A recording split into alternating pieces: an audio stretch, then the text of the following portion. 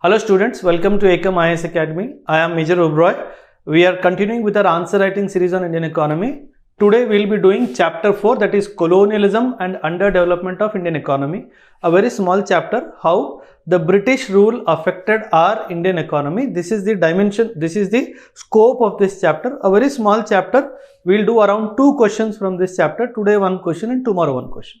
Before we start writing the answer for this question, let me tell you, I am planning to start an polity prelims test series. Within next 10 to 12 days I will start, wherein every day 5 to 10 questions chapter wise we will do on Indian polity, so that your entire polity is taken care of. 10 to 12 minutes I will try to cover all those 5 to 10 questions, so that you can just watch it for 10 minutes and one chapter of polity will be covered. So I am taking some time, maybe by 25th of March I will start, and by the end of April or first week of May I will complete the entire polity from the prelims perspective for 2024. Okay, so let's start writing. What is the question? There is no denying that almost all the British economic policies were exploitative and detrimental to India's interest. Exploitative and detrimental. Detrimental means destructive, negative effect. Okay, negative effect to India's interest. However, it is also true that these policies did serve India's interest in one or the other way. So whatever the British policies were there, we accept that it is they were exploitative and detrimental. However, in some or the other way, there was a positive shade in them. This is what the question is demanding, and the question is asking us to elucidate. The question is asking us to elucidate, which we will do it in next 10 minutes. Okay. See, this question is primarily trying to ask you what good effect the British policies had on the Indian economy in a nutshell. Okay. So now the question is framed on the lines of positive effects and negative effects. Because the main demand is positive effect, we will try to start the introduction on a different dimension. Like say for example, here I would like to use one of the information given by one of the travelers. Okay, the French traveler T-R-A-V-E-L-L-E-R, traveler Bernier, in one of his accounts, mentions that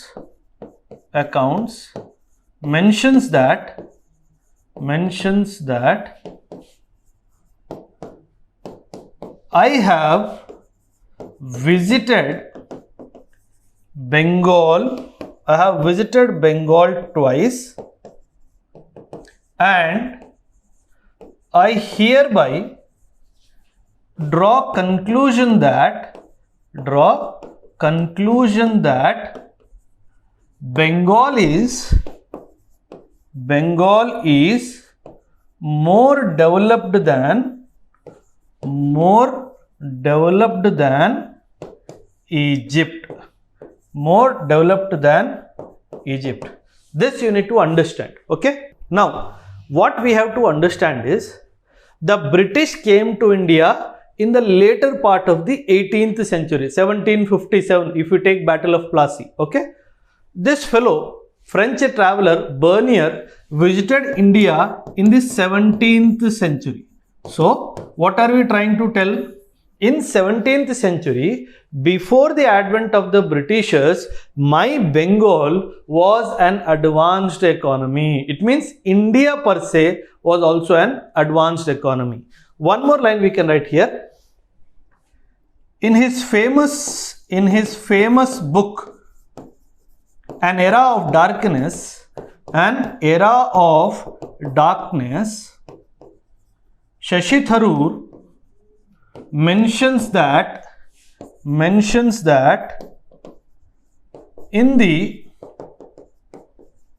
late 18th century, the Indian economy accounted for 23% of the world GDP 23% of the world GDP that was reduced to 3% when the British left India. When the British left India, it means they devastated our economy. This is the glimpse that we are trying to give in our introduction. Now, we'll address the main demand of the question, that is, it did serve one or the other interest, means positive dimension of the economic policy. We will talk about industrial development. We will talk about infrastructure development. First, we will talk about infrastructure development. The Britishers developed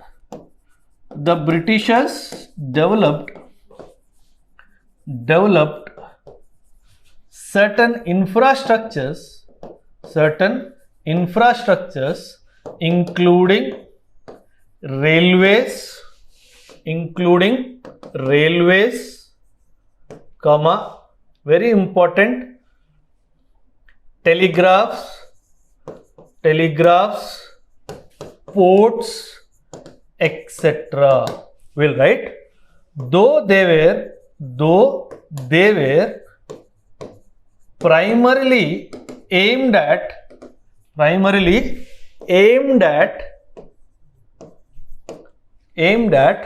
British interest, we cannot deny the fact that post-independence they were the wheels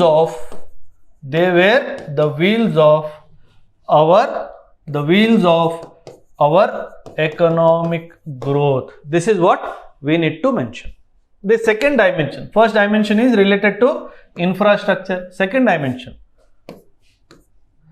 the Britishers also developed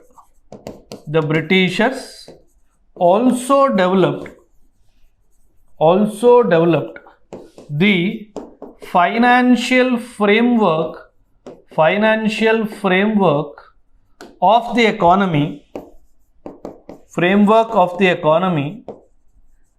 in terms of banking, infrastructure, etc. The establishment of RBI in 1935 was also in this direction. Today, India's progress in this sector, where we are exporters of banking technology like UPI, the seeds of the same were sown by Britishers. Seeds of the same were sown by the Britishers. See, we are not saying Britishers developed UPI. No, we are not saying that. But somewhere, by taking care of the banking sector and establishing institutions like RBI, somewhere it had a positive impact on what we could do after that. So I am not saying they have done, they have created the UPI. That's not the point. Somewhere we are drawing positive inference from them. Okay. Next, very, very important. Agriculture was a sector that was most negatively affected by the British policies. We'll stop. However, whatever little positive impact in the form of bringing in the form of bringing commercial crops like tea, coffee and rubber, plantation techniques.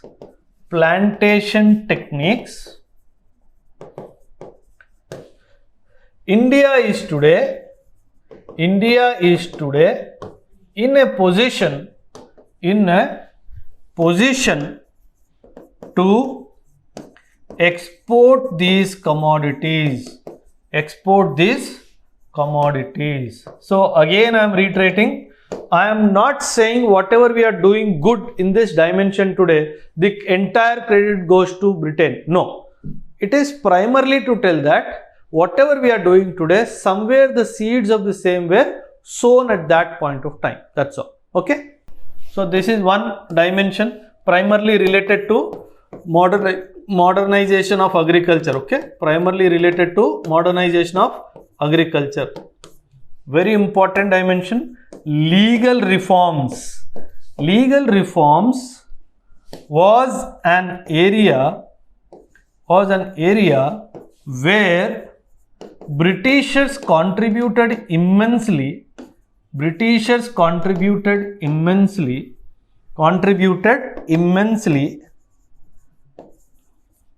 that enabled them to sustain their colonial power. Full stop. We accept that even today many of the legal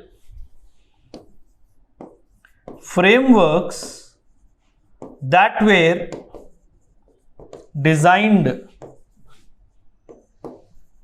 in those times are still being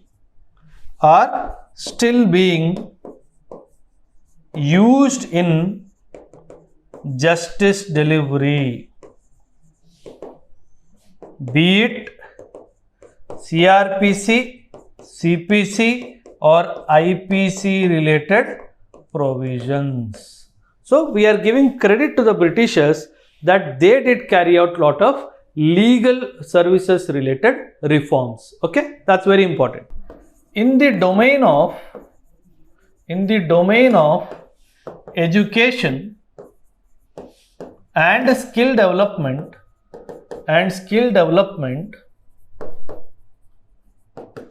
the Britishers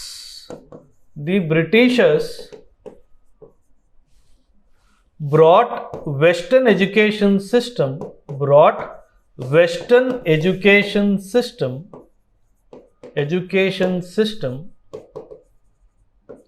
that provided a platform for Indians or Indian intellectual leaders, Indian intellectual national movement leaders who were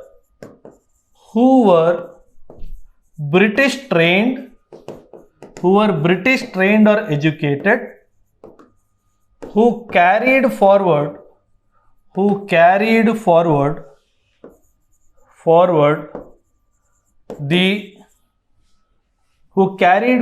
the agenda of Indian independence. This is very, very important. Okay? Education and skill development. One last dimension we'll talk about is industrial development. Though Britishers wanted India to be a supplier of raw materials,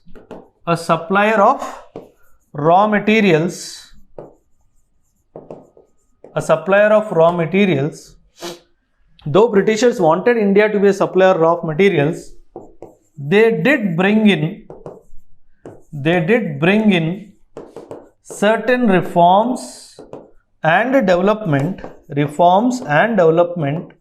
in textile, jute, iron and steel, etc. So this is how we are trying to give some credit to the Britishers. Not completely, definitely not, but some credit. Lastly, conclusion, very important. As brought by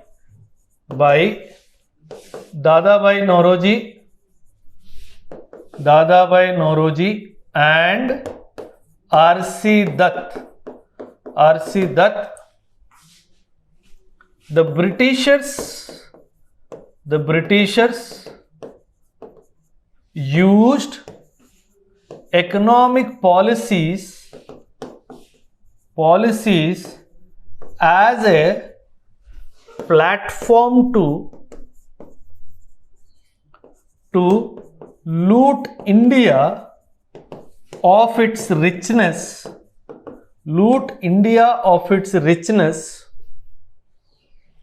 that made it difficult for India to stand on its feet,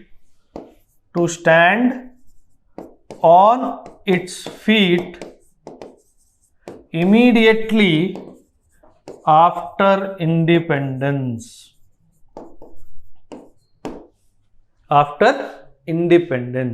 So this is how we are trying to bring in various authors, their perspectives about the British and their rule, where they primarily led to underdevelopment of the Indian economy.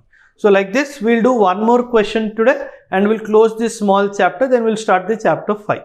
So this is how we have covered today's question, which read, very important, what is the topic? There is no denying that almost all the British economic policies were exploitative and detrimental to India's interest. However, it is also true that these policies did serve India's interest in one or the other way. Okay, thank you very much. So keep writing with me and keep writing along with me, and if you want to bring in any new dimension to the answer, you are free to drop that in the comment box. I will definitely try to give a comment on the same. Okay, thank you very much. Keep writing. Jai.